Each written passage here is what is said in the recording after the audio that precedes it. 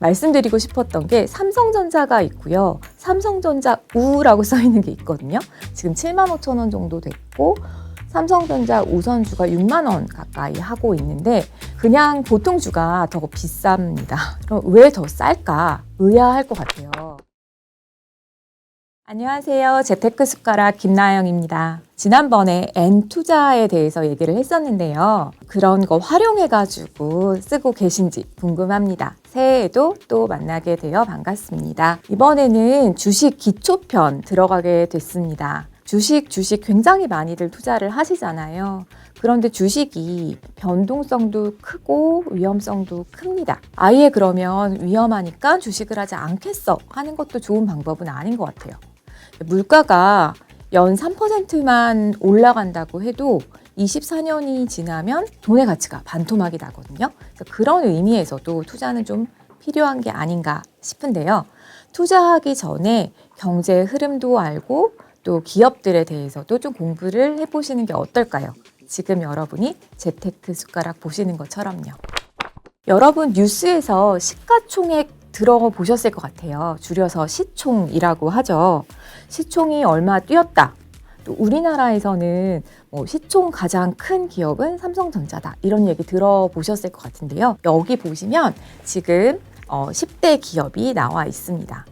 가장 시총 큰 기업들 10개 모아놨는데요. 다 내로라 하는 그런 기업들이죠.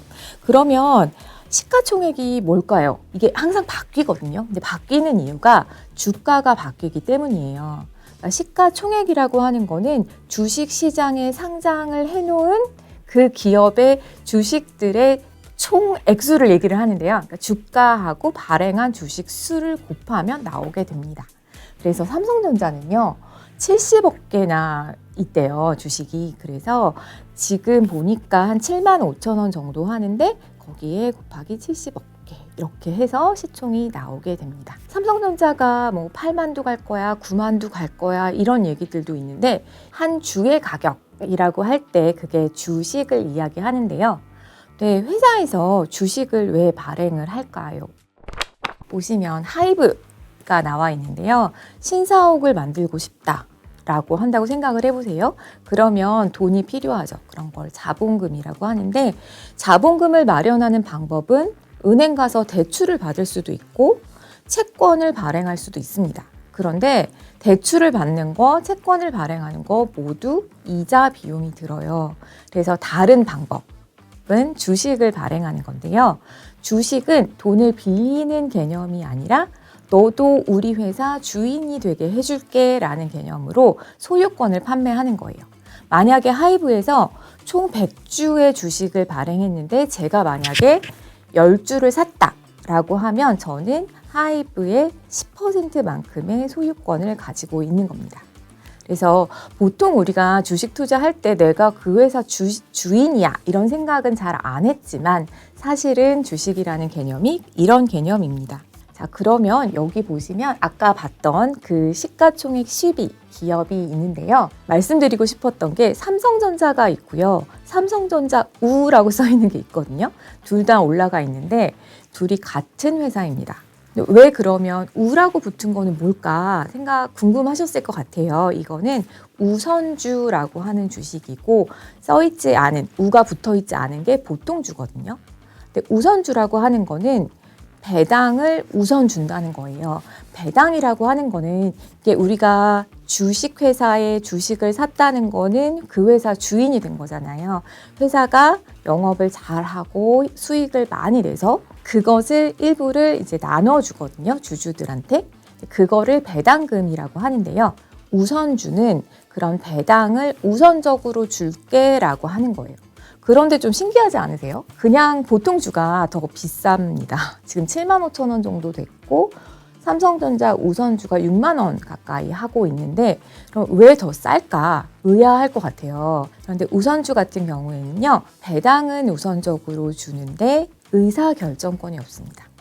주식을 사면 주인이잖아요. 그러면 주주총회에 가서 이 회사의 경영이나 이런 문제에 있어서 의사결정을 할 수 있는데 보통 주에는 의사결정권이 있지만 우선주에는 그게 없어서 조금 더 저렴하게 살 수 있는 겁니다. 계산하는 방법은 아까 말씀드린 것처럼 시가총액이 다 회사별로 표시가 되어 있어요. 근데 그게 현재 주가, 그러니까 항상 바뀌잖아요. 주가가 현재 주가 곱하기 그 발행한 주식 수 해가지고 시가총액이 나오게 됩니다. 주식을 기업이랑 직접 거래를 할까요? 우리가 옷을 사는 것도 그 회사에 직접 가서 사는 것보다는 백화점이나 온라인 쇼핑몰이나 이런 데서 사잖아요. 예전에는요, 증권 시장, 주식 시장에 가서 종이로 된 거를 샀어요. 그래서 지금 보이시는 게 한국거래소, 예전 이름이 이제 증권거래소인데요. 거기에 가서 직접 종이에 써서 지금 가격이 얼마구나가 뒤에 전광판으로 나왔고 그걸 보면서 사서 거래를 했었거든요. 요즘에는 왜 옷도 온라인 쇼핑몰에서 더 많이 사잖아요. 그것처럼 주식도 온라인으로 HTS, MTS를 활용하고 있습니다. 이게 마지막으로 거래됐던 게요. 1997년 8월 30일이에요. 그래서 지금 여의도에 있는 한국거래소에 가시면 전시관이 되어 있는데 거기에 이렇게 그 화면을 그대로 놔두고 있습니다. 주식도 주식 시장에서 사거든요. 그럼 주식 시장에 들어가는 거를 주식 시장에 상장한다라고 표현을 하고요. 근데 주식 시장이 종류가 있어요. 우리나라 같은 경우에는 큰 게 코스피하고 코스닥 이렇게 있습니다. 화면에서 왼쪽이 코스피고요. 오른쪽이 코스닥이거든요. 시가총액 12기업은 코스피에 있습니다. 보통 이게 상장 조건이 있어요. 그러니까 어느 정도 되어야 시장에 들어올 수 있어 라고 하는 조건이 있는데 좀 더 큰 회사가 코스피에 가고요. 이제 뭐 혁신, 새로운 거 하는 조금 작은 기업이 코스닥에 들어가는 경우가 많이 있습니다. 여러분 그 코스피 얘기 들으면 코스피 지수, 코스닥 지수 이런 거 들어보셨을 거예요. 코스피 지수가 요즘에 한 2,500, 2,600 정도 하는 것 같은데요. 그게 무슨 말일까요? 그게 기준이 1980년 1월 4일을 기준으로 하는데요. 그때를 100으로 본 거예요. 그때 시가총액을 100으로 봐서 지금의 시가총액이 2,600이다. 라고 하는 거니까 그때에 비해서 지금 26배가 되었다라고 하는 거예요. 그럼 몇 퍼센트가 많아진 건가 생각을 해보면 2600%입니다. 43년 만에 그렇게 된 거고요. 왜 1월 4일일까 궁금해 하시는 분들이 계시더라고요. 1980년 그때 당시에는요. 그때는 1월 1일에 연휴로 쉬어가지고 3일까지 쉬고 1월 4일에 이제 개장을 하면서 그때의 거를 100으로 보고 있습니다. 지금 코스피 지수가 시간이 지나면서 계속 올라간 게 보이실 거예요. 추세선을 보시면 쭉 올라가고 있는데 사실 그러면 이게 계속 올라가느냐, 주식 사면 언제나 이익을 보느냐라고 생각하실 수도 있지만 그렇진 않습니다. 이게 안 좋아졌을 때도 꽤 있었어요. 우리나라가 1997년에 외환 위기를 맞았잖아요. 그때도 여기 보시면 많이 내려간 거를 보실 수 있고 2008년 그 미국발 금융위기가 있었을 때도 코스피 지수가 굉장히 많이 내려갔었고요. 2010년쯤부터 해서 한 7, 8년은 지수가 오르지 않고 그대로 가는 상황이었거든요. 그래서 아주 장기적으로 볼 때 올라가는 추세는 맞는데 이게 주식이라는 게 지금 내가 사서 3년 후에 팔 때 항상 이득이 될 거야 라고 생각하시면 좀 안 될 것 같습니다. 이번에는 코스닥 지수 한번 보도록 하겠습니다. 코스피는 1980년이 기준이었는데요. 코스닥은 1997년 10월 1일이 기준입니다. 그때 코스닥에 상장되어 있던 기업들의 시가총액을 1000으로 봤어요. 100이 아니라 1000으로 봤을 때 지금 보시면 800 얼마이거든요. 그러면 1997년보다 지금 그 코스닥의 시가총액이 더 낮다는 뜻이에요. 코스닥은 더 변동성이 컸거든요. 2000년쯤에 보면 그때 당시 닷컴 버블이 있었던 때예요. 그래서 IT 산업들이 막 무슨 닷컴 해가지고 굉장히 많이 나왔었고 그때 코스닥 열풍이 막 불면서 2600선 막 이렇게 갔었거든요.